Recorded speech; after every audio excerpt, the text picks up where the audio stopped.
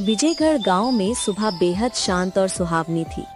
आर्यन, गांव का सबसे सुंदर लेकिन उतना ही आलसी युवक, अपने घर के आंगन में खटिया पर लेटा था और आसमान में तैरते बादलों में आकृतियां ढूंढ रहा था। वाह भाई वाह, क्या नजारा है। पूरा गांव खेतों में पसीना बहा रहा है और हमारे लाट साहब बादलों की गिनती कर रहे हैं। ओ आर्यन, उठ जा अब, सूरज सिर पर चढ़कर नाच रहा है। माँ, तू भी ना बेकार में शोर मचाती है। मैं सो नहीं रहा हूँ, मैं चिंतन कर रहा हूँ। बड़े बुजुर्ग कह गए हैं, शरीर से ज्यादा दिमाग को काम पर लगाना चाहिए। चिंतन? अरे तेरा चिंतन चूल्हे की आग नहीं जला सकता। पड़ोस की विमला का बेटा देख, शहर से कमा कर लाया है, अपनी माँ के लिए रेशमी साड़ी लाया है, और एक तू है जो अपनी माँ के लिए 2 लकड़ियां भी नहीं ला सकता। किस जन्म का बदला ले रहा है मुझसे? रेशमी साड़ी? बस माँ, तेरा बेटा जब कमाएगा ना तो तेरे लिए साड़ियां नहीं, पूरा बाजार खरीद देगा। तू छोटी सोच मत रख। मेरी हथेलियों की लकीरें देखती है, ये राजयोग है, राजयोग। मैं खेत जोतने के लिए नहीं, राज करने के लिए बना हूँ। राजयोग नहीं, ये कोड़ है, कोड़। तेरी इसी लफ्फाजी की वजह से आज तक किसी ने तेरी शादी की बात नहीं चलाई। सब कहते हैं आर्यन तो बातों का पकोड़ा बनाता है, पेट नहीं भरता। कहने दे उन्हें, जिस दिन मेरी किस्मत का सिक्का चलेगा उस दिन यही लोग मेरी जय जयकार करेंगे। और रही शादी की बात, तो सुन ले माँ, मेरी डोली किसी साधारण घर से नहीं, सीधे राजमहल से आएगी। राजकुमारी ही तेरी बहू बनेगी। तभी घर का दरवाजा धड़ाम से खुला। आर्यन के पिता रामदीन खेत से लौटे थे। उन्होंने आर्यन की आखिरी बात सुन ली थी। शर्म नहीं आती तुझे?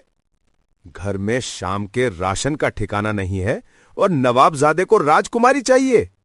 सपने देखना बुरी बात नहीं है आर्यन, लेकिन खोली आंखों से सपने देखना पागलपन है। पिताजी, आप हमेशा गुस्सा ही करते हैं। मैं तो बस... चुप, एक शब्द और नहीं। साहूकार ने आज फिर तकादा किया है। अगर इस महीने कर्ज नहीं चुकाया तो ये घर, ये जमीन सब नीलाम हो जाएगा। और तू यहां खटिया तोड़ रहा है। उठ यहां से और जंगल जा। अगर आज शाम तक लकड़ियां बेचकर पैसे नहीं लाया तो समझ लेना तेरा बाप मर गया। फिर जी भर के राजयोग भोगना। पिताजी, आप ऐसा मत बोलिए, मैं जा रहा हूं। जाना ही होगा। और सुन, खाली हाथ लौटा तो घर के दरवाजे हमेशा के लिए बंद मिलेंगे। आर्यन कुल्हाड़ी कंधे पर रखकर जंगल की ओर निकल तो पड़ा, लेकिन उसका मन भारी था। वो जानता था कि वो शारीरिक श्रम के लिए नहीं बना है।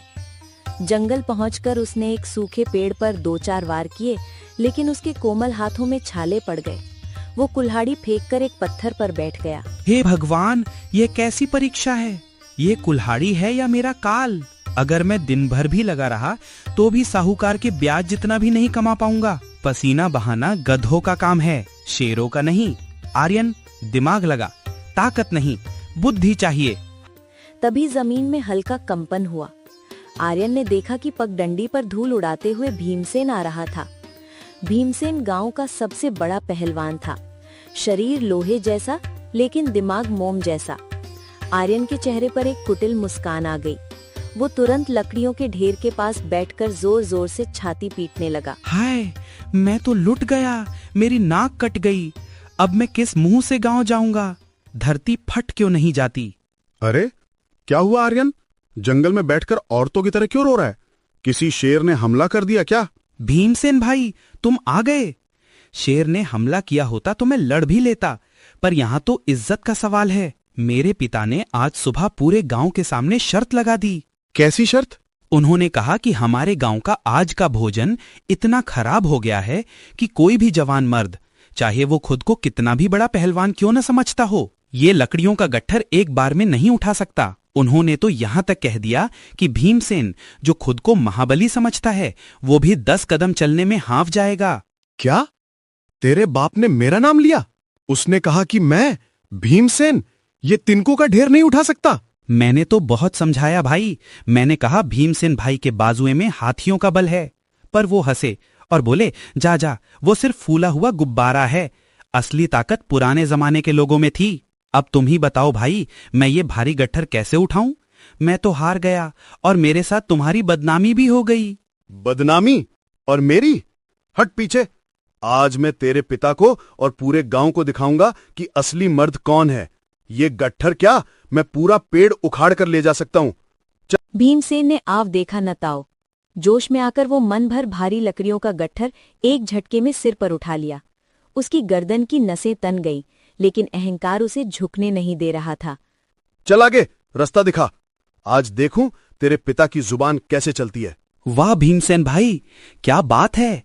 ऐसा लग रहा है जैसे हनुमान जी पर्वत उठा रहे हों। चलो चलो, थोड़ा तेज चलो।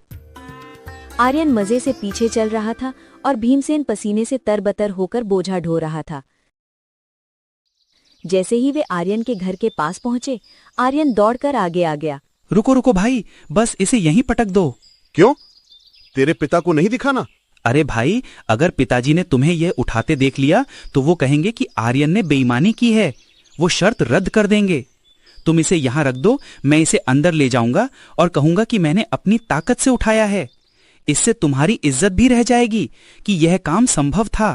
तूने मुझसे झूठ बोला। तूने मुझसे अपना काम करवाया। आर्यन, तू बहुत बड़ा धूर्त है।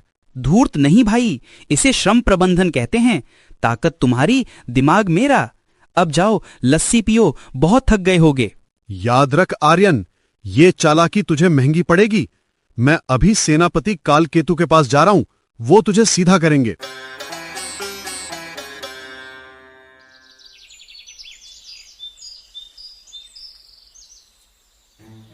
भीमसेन अपमान का घूंट पीकर सीधा राज्य के सेनापति कालकेतु के पास पहुंचा। कालकेतु एक क्रूर योद्धा था, जिसे प्रजा की रक्षा से ज्यादा अपनी तलवार की चमक प्यारी थी। अगले दिन बाजार के बीचों बीच कालकेतु आर्यन को ढूंढने निकला। आर्यन वहां एक फल वाले के पास खड़ा सेब तोड़ रहा था। ओए मदारी के बंदर, इधर देख। सुना है तू अपनी बातों के जाल में फंसाकर लोगों को उल्लू बनाता है। आज मैं तुझे सिखाऊंगा कि असली ताकत जुबान में नहीं, भुजाओं में होती है। प्रणाम सेनापति जी, आप तो बेवजह नाराज हो रहे हैं। मैंने तो बस भीमसेन भाई को उनकी असली क्षमता का एहसास कराया। इसमें गलत क्या है? वैसे आप इस धूप में इतनी भारी वर्दी पहनकर क्यों घूम रहे हैं? पसीना आ रहा होगा। तेरी ये ढिठाई, तू सेनापति से मजाक करता है? अगर तूने एक शब्द और बोला तो तेरी गर्दन धड़ से अलग करके इसी बाजार में टांग दूंगा। गर्दन काटना तो बहुत आसान है सेनापति जी, कोई कसाई भी काट सकता है। लेकिन एक असली योद्धा अपनी तलवार का इस्तेमाल रक्षा के लिए करता है, प्रदर्शन के लिए नहीं। वैसे आपकी ये तलवार, क्या ये वही प्रसिद्ध चंद्रहासा तलवार है? हाँ मूर्ख, ये वही तलवार है जिसने 100 युद्ध जीते हैं। इसकी धार हवा को भी काट सकती है। पर मुझे तो इसकी पकड़ कुछ ढीली लग रही है। जरा पास से देखने दीजिए, कहीं इसमें जंग तो नहीं लग गया। तेरी ये जुर्रत, ले देख इसकी धार। कालकेतु ने आर्यन की तरफ तलवार रखी। यही वो पल था जिसका आर्यन इंतजार कर रहा था। उसने बिजली जैसी फुर्ती दिखाई और आर्यन ने उसके हाथ से तलवार छीन ली। मेरी तलवार? तूने एक सेनापति को निहत्था किया? भाइयों देखिए, ये है हमारे राज्य का सेनापति, जो अपनी तलवार अपने हाथ में नहीं रख सकता। वो दुश्मन से हमारी रक्षा क्या खाक करेगा? सेनापति जी, युद्ध क्रोध से नहीं, होश से लड़े जाते हैं। जाइए, घर जाकर अभ्यास कीजिए। कालकेतु शर्मिंदगी और गुस्से से लाल होकर वहां से भागा, लेकिन आर्यन जानता था कि उसने शेर के मुंह में हाथ डाल दिया है। जैसा कि डर था, शाम होते होते राजमहल के सैनिकों ने आर्यन को राजा उदय सिंह के दरबार में पेश किया गया। महाराज का चेहरा तमतमाया हुआ था। उनके बगल में राजकुमारी वैदेही बैठी थी, जिनकी बड़ी बड़ी आंखों में इस निडर युवक के लिए आश्चर्य और चिंता दोनों थे। उद्दंड युवक, तूने न केवल सेनापति का अपमान किया, बल्कि राजसत्ता को चुनौती दी है। क्या तुझे मृत्यु का तनिक भी भय नहीं है? महाराज, भय उसे होता है जो अपराधी हो। मैंने कोई अपराध नहीं किया। मैंने तो बस राज्य का भला किया। सोचिए महाराज, अगर आज मेरी जगह कोई दुश्मन जासूस होता तो आपका सेनापति मारा जाता। मैंने तो सिर्फ एक कमजोर कड़ी को उजागर किया है। तुम्हारी ये बुद्धि भी तुम्हें नहीं बचा पाएगी। कानून सबके लिए बराबर है। सेनापति पर हाथ उठाने की सजा सिर्फ मृत्युदंड है। कल सुबह सूर्योदय के साथ तुम्हें फांसी पर लटका दिया जाएगा। जो आज्ञा महाराज, मैं मृत्यु को गले लगाने के लिए तैयार हूं। लेकिन हमारे राज्य के संविधान में एक नियम है, अंतिम इच्छा। क्या एक मरने वाले को उसका ये अधिकार मिलेगा? हाँ, ये सूर्यवंश की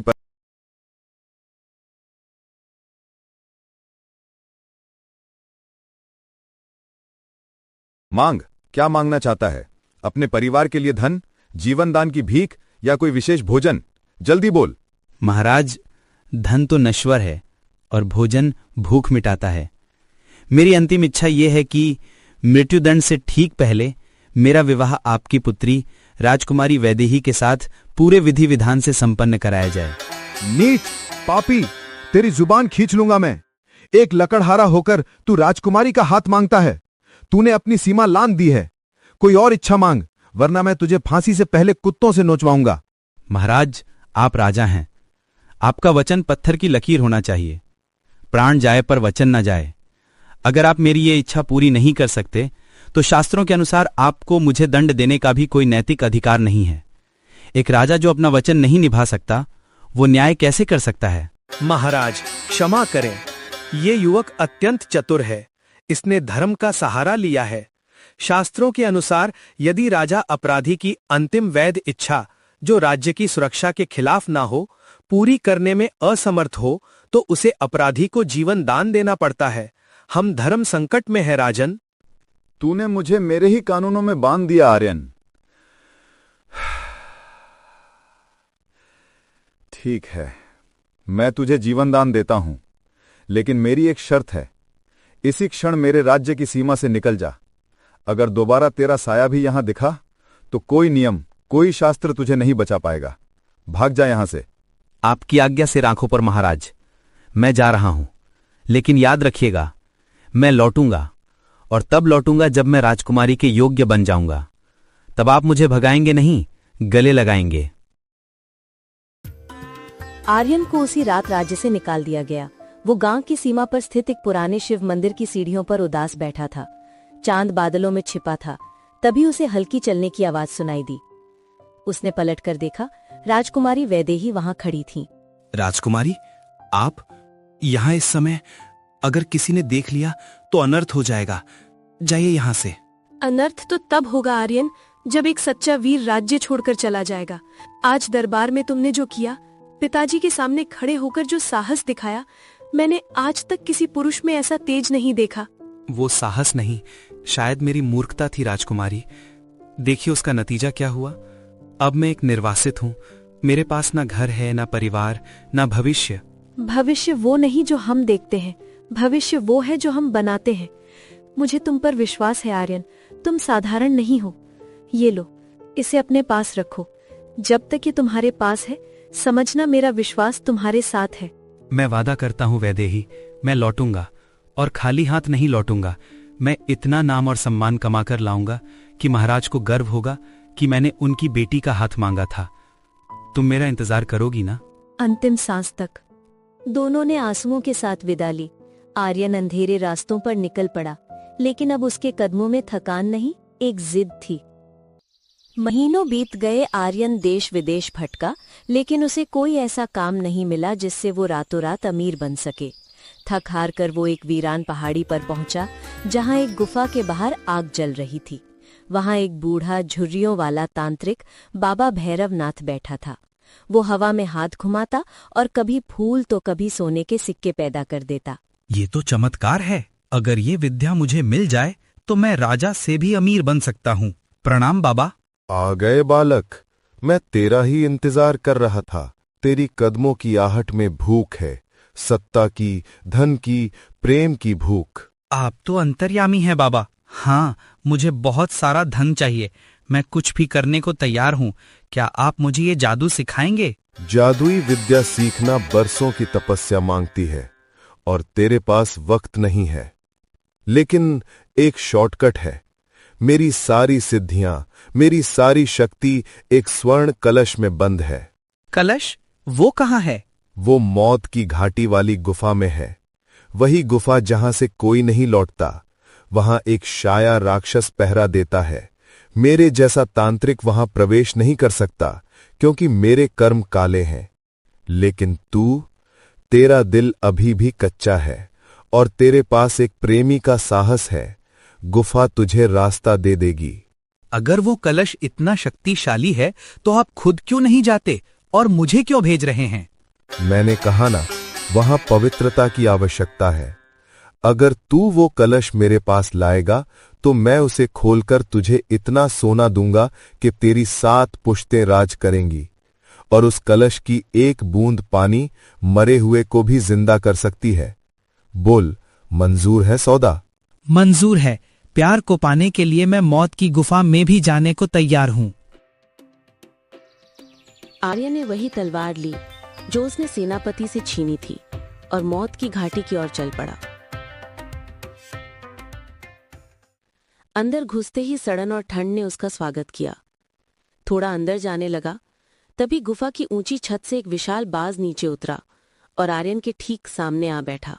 रुक जाओ युवक, आगे एक कदम भी मत बढ़ाना। कौन है ये? पक्षी बोल रहा है। क्या ये भी कोई माया है? मैं माया नहीं, इस राज्य की बदनसीब महारानी दमयंती हूँ।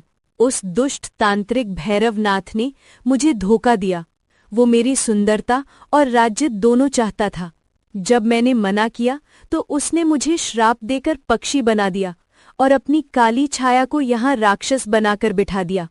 वो कलश, वो मेरी मुक्ति है। वो बूढ़ा धोखेबाज! उसने मुझसे कहा था कि कलश लाओ तो धन मिलेगा। वो मुझे बलि का बकरा बना रहा था। सावधान, वो आ रहा है। तभी वहां एक विशाल राक्षस प्रकट हुआ, जिसे देखकर आर्यन पूरी तरीके से डर गया। आर्यन को अपने आंखों पर भरोसा ही नहीं हो रहा था। तभी उस राक्षस ने बोला, ताजा खून, बहुत दिनों बाद ताजा खून आया है। आर्यन ये बात अच्छे से जानता था कि इस विशाल राक्षस को बल से नहीं हराया जा सकता। इसे हराने के लिए बुद्धि से काम लेना होगा। तभी उसकी नजर चट्टान पर रखे स्वर्ण कलश पर पड़ी। तांत्रिक ने कहा था इसमें पवित्र शक्तियां हैं, शायद यही इसका तोड़ है। लेकिन मुसीबत की बात ये थी, वो दिव्य कलश राक्षस के पीछे था और उस कलश तक पहुंचने के लिए आर्यन को उस विशाल राक्षस को चकमा देना होगा। तभी राक्षस आर्यन की तरफ बढ़ने लगा और आर्यन भी राक्षस की तरफ दौड़ने लगा। जैसे ही आर्यन राक्षस की तरफ दौड़ा, आर्यन ने राक्षस को चकमा देकर वो दिव्य कलश उठा लिया। हे दिव्य कलश, मेरी इस विशाल राक्षस से रक्षा करो। आर्यन के ऐसा कहते ही उस कलश में से एक दिव्य ज्योति निकलती है, जो सीधा जाकर उस राक्षस पर पड़ती है और देखते ही देखते वो दिव्य ज्योति एक भयानक आग में बदल जाती है और कुछ ही पल में वो विशाल राक्षस एक राख के ढेर में बदल जाता है। तभी वहां बाज उड़ते हुए आता है। हे जादुई कलश, महारानी जी को फिर से पहले जैसा बना दो। आर्यन महारानी को लेकर गुफा से बाहर आया। बाहर सुबह की किरणें फूट रही थीं, लेकिन वहां तांत्रिक भैरवनाथ खड़ा था। तू जिंदा बच गया, और ये औरत, इसे तो पिंजरे में होना चाहिए था। मेरा कलश मुझे दे मूर्ख बालक, वरना मैं तुझे भस्म कर दूंगा। ये कलश अब धर्म के साथ है बाबा। तूने लालच में महारानी का जीवन बर्बाद किया, मेरे भोलेपन का फायदा उठाया। अब तेरा अंत निश्चित है। हे दिव्य कलश, इस पाखंडी बाबा को सजा दो, इसे हमेशा के लिए कौवा बना दो। आर्यन के ऐसा कहते ही कलश में से दिव्य रोशनी निकलती है और वो साधु कौवा बन जाता है। कुछ देर बाद आर्यन और महारानी राजा के पास पहुंचते हैं। दमयंती, तुम जीवित हो। मुझे लगा मैंने तुम्हें हमेशा के लिए खो दिया। मैं खो गई थी स्वामी। अगर ये वीर युवक अपनी जान हथेली पर रखकर उस नरक में न जाता तो मैं शायद कभी न लौटती। इसने न केवल मुझे बचाया, बल्कि उस राक्षस और तांत्रिक का भी अंत किया जिसने हमारे राज्य पर बुरी नजर डाली थी। आर्यन, मेरे बच्चे, मैंने तुम्हें पहचानने में कितनी बड़ी भूल की। मैंने तुम्हें कामचोर समझा, अपराधी समझा, देश से निकाला, फिर भी तुमने मेरे परिवार को बचाया। तुम इंसान नहीं, देवता हो।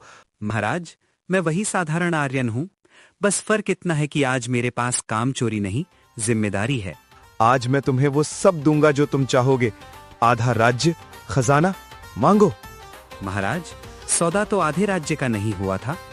मेरी मांग आज भी वही है जो उस दिन थी, मेरा वचन। वीडियो तभी बढ़िया लगी पीछे हो से तो राजकुमारी लाइक, शेयर और वैदेही कमेंट कर दौड़ी देना।